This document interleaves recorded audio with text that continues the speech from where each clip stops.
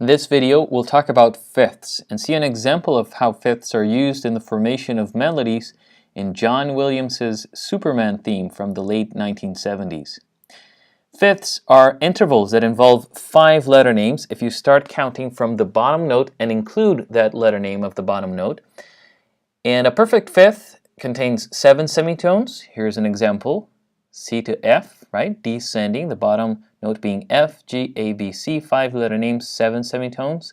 A diminished fifth, 6 semitones, also known as a tritone. And the augmented fifth contains 8 semitones between the 2 notes. If you'll remember that Superman theme, it starts with a very majestic brass introduction, which, as we'll see, is mostly made up almost exclusively of perfect intervals, which kind of gives it this regal, right? This royal, this majestic feel to it.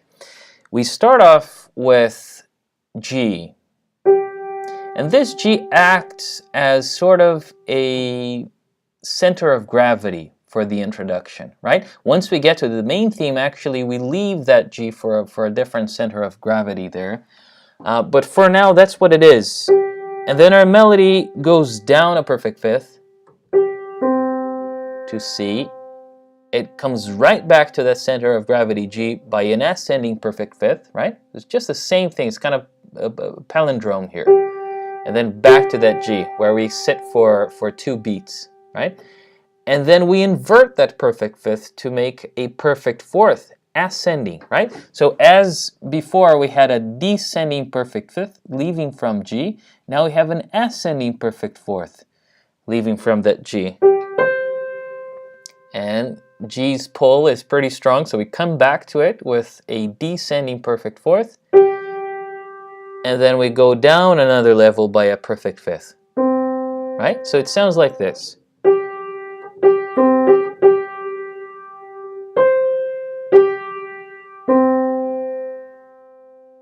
Right?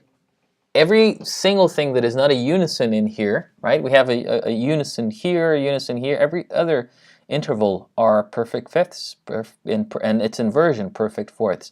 Now, with the piano here, we don't really get a feel of how this sounds with a full brass section, but this is an excerpt in particular, right? And the whole theme is not hard to find. So if you go to YouTube and just look for it, or elsewhere, you're going to find it very easily, and you can get a feel of how powerful this really sounds, in part because, and really open-spaced and grand, in part because of this utilization, right, of perfect intervals, perfect fifths and perfect fourths.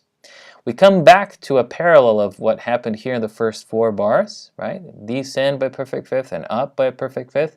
And then notice how from this G, where we sit here on the 6th measure, we have an intended goal of going up a perfect fifth to this D, right? But on the way there, we actually go up first by a major 6th before arriving on that D.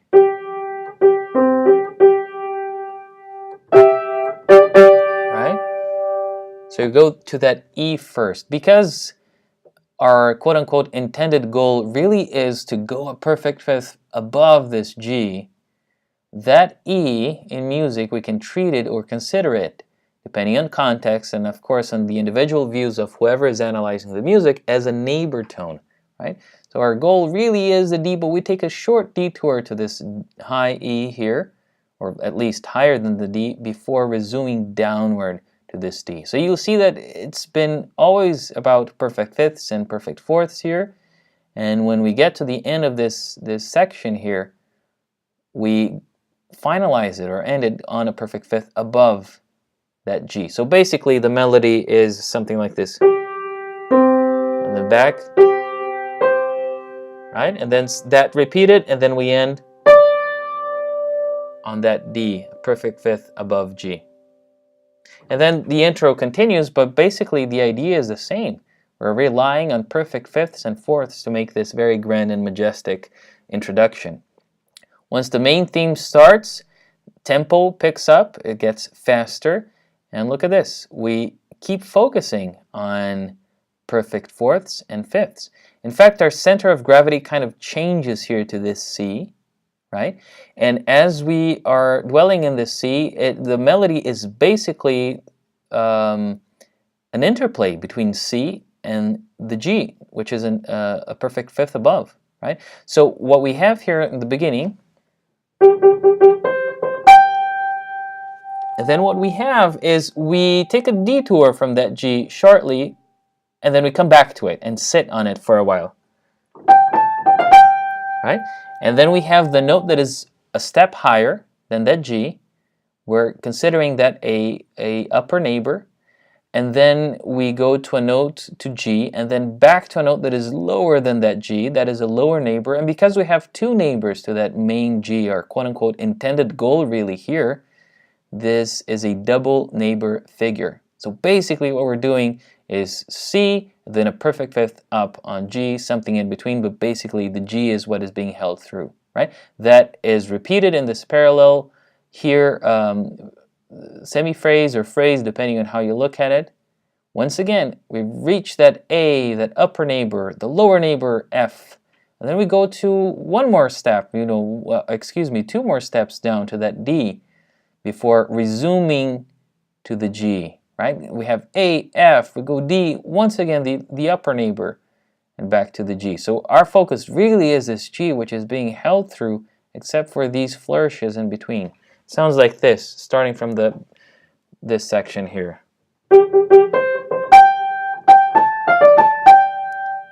Right? Really our goal here is that G. And then something special happens. Once we have reached that upper neighbor a few times, it's time to go one step up. So from this C, we actually jump up a major seventh, almost an octave, right? We almost traverse all of the notes here of the scale. We land on that B, which we can also see as sort of a neighbor tone to our intended goal. That G, we keep coming back to that G. That is repeated, G. And then finally, that is resolved. The pole of the G is resolved to actually this C, which is an octave higher here. Maybe that's where we wanted to go really, because this is what the intro does, right? It's G, C, and the C an octave higher. Here we have C, G, and at the very end here of the first part of the theme, that C an octave higher too. That concludes this first part, right? The whole theme then sounds like this.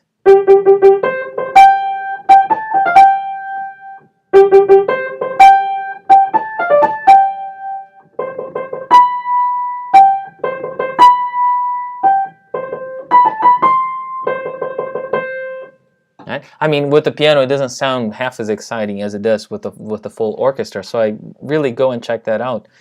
But you can clearly see that everything about this melody, the intro, is based on perfect fifths, on this relationship between C and G, right? And everything kind of revolves around that, or is neighboring that, or is highlighting that special relationship, finishing here with the high octave.